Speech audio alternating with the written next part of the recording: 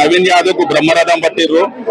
ఏదో ప్రతిపక్షాల ఆరోపణలను చెంపపేటుగా చెప్పుతోడు కొట్టినట్టు చేసిన వాళ్ళు ఈ రోజు ఈ విజయానికి ప్రజలు ఒక మంచి ఊపునిచ్చి ఆయనకు తీసుకొచ్చిరో దానికి ధన్యవాదాలు వాళ్ళకి.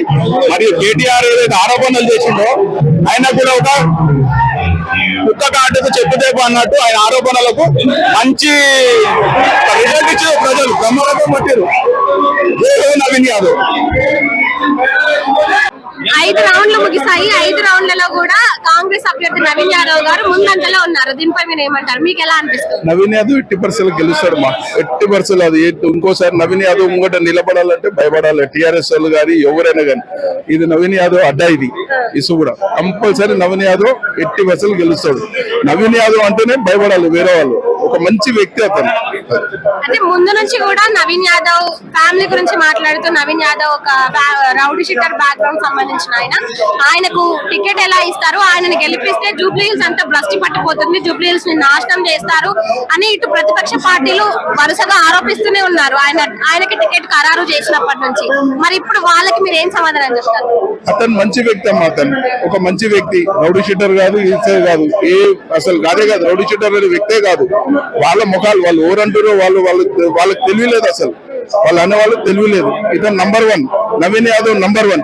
అందుకోసం ఇంత జనాలు వచ్చారు, ఇంత మంచిగా కలిసారు. ఒక ఇంటికే మందం కూడా అతను రౌడీ షీటర్ కాదు. అతను మంచి వ్యక్తి, చాలా మంచి వ్యక్తి. అలాంటిది ఏం లేదు.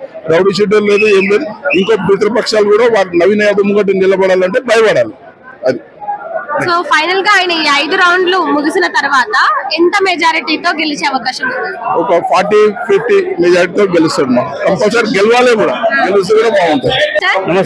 సో 5 రౌండ్లు ముగిసేసరికి 12,000 ఓట్ల మెజారిటీతో నవీన్ యాదవ్ గారు ముందున్నారు. సో ఎలా అనిపిస్తుంది?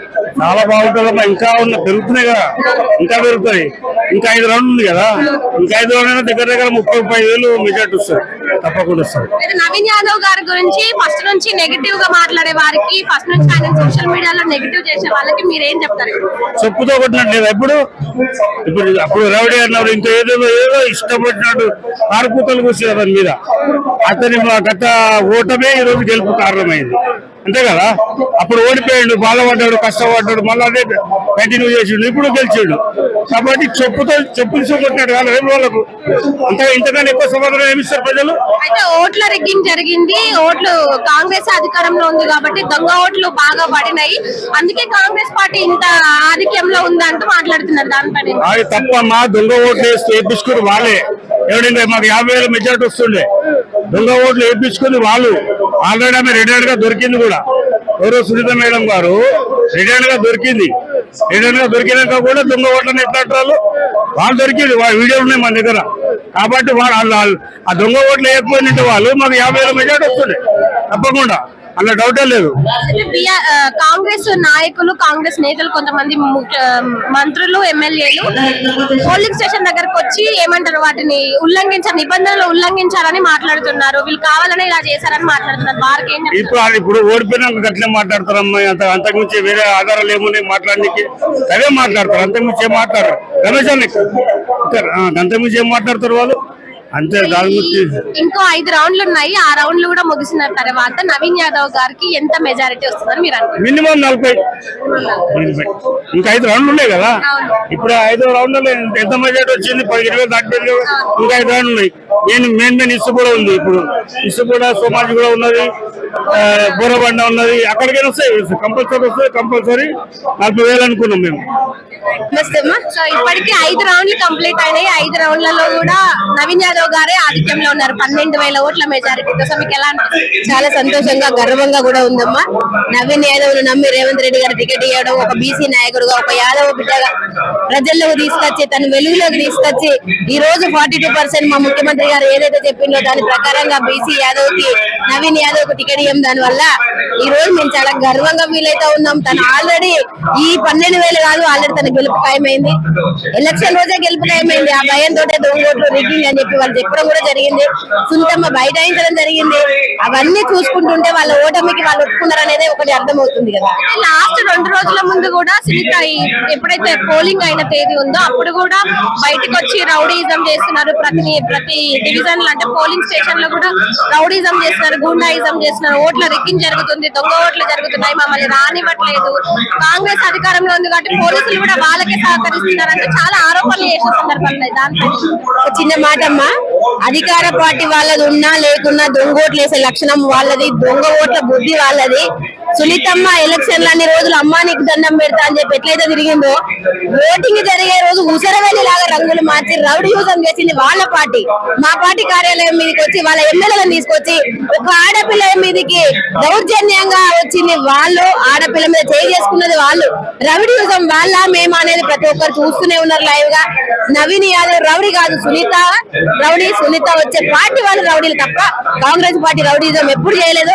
ప్రజల్లో ప్రజా పార్టీ పరంగానే వెళ్తున్నాం తప్ప రౌడీ అనేది వాళ్ళు సరేలేదు. ఆల్రెడీ మొన్న రంగులు కూడా తెలిసినాయి కదా, వాళ్ళకి చెప్పుకోవడానికని ఇంకా సిగ్గు ఉండాలి ఆ మాట చెప్పడానికి కూడా. అయితే నవీన్ యాదవ్ ని ముందు నుంచి వ్యతిరేకిస్తున్న వాళ్ళకి, తర్వాత సోషల్ మీడియాలో కూడా నెగిటివ్ గా స్ప్రెడ్ చేసిన వాళ్ళకి మీరేం చెప్తారు? అంటే ఇప్పుడు ఆయన గెలుపుతో ఒక బుద్ధి చెప్తున్నారని ఒకటండి, ఎవరో మాట్లాడిన దానికైతే మేమైతే మాట్లాడలేము. వాళ్ళకే కొంచెం వాళ్ళ విఘ్నతకే వదిలేస్తా ఉన్నాము. సిగ్గు చేయడం అనేది వాళ్ళకి తెలుసు, ఈ మాట మేము మాట్లాడొద్దు అనేది తెలుసు. ఇప్పటికి కూడా బుద్ధి తెచ్చుకుంటే బాగుంటది, లేదు అంటే దీని తర్వాత ఏందనేది మేము కూడా మాట్లాడుతూ ఉంటాం.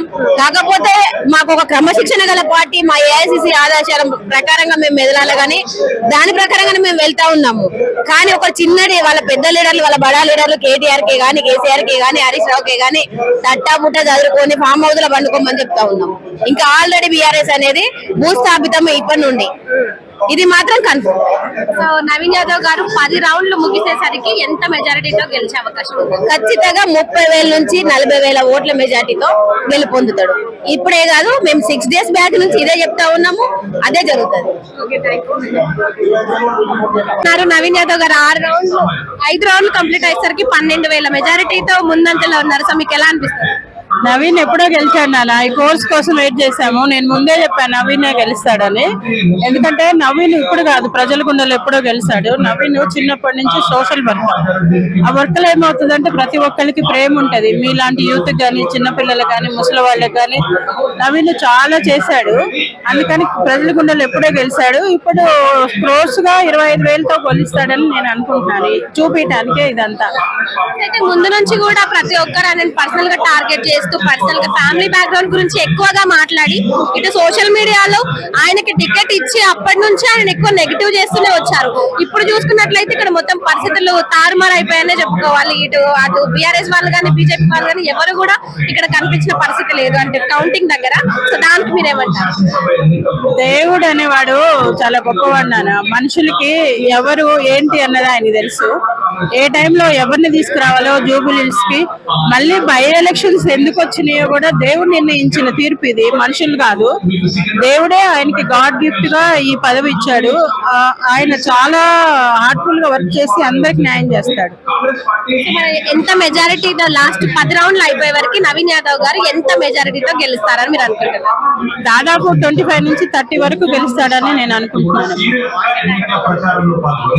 5 రౌండ్స్ కంప్లీట్ అయినాయి. నవీన్ యాదవ్ గారు 12,000 ఓట్ల మెజారిటీతో ముందున్నారు. ఇక మిగతా రౌండ్లలో కూడా పూర్తిగా విజయం ఆయనదని చెప్పుకోవచ్చు. సో మీకు ఎలా అనిపిస్తుంది? ఇప్పుడున్న వాటిలలోనే 12,000 వచ్చిందమ్మా, మిగతా అంతా కలిసి 30,000 దాటిపోతుంది. భారీ మెజారిటీతో నవీన్ గెలుస్తున్నాడు. జూబ్లీహిల్స్ ప్రజలందరూ అదృష్టవంతులు. జూబ్లీహిల్స్ అంటేనే జూబ్లీహిల్స్ ఏదో గొప్ప అనుకుంటారు. జూబ్లీహిల్స్ వచ్చేసి ఒక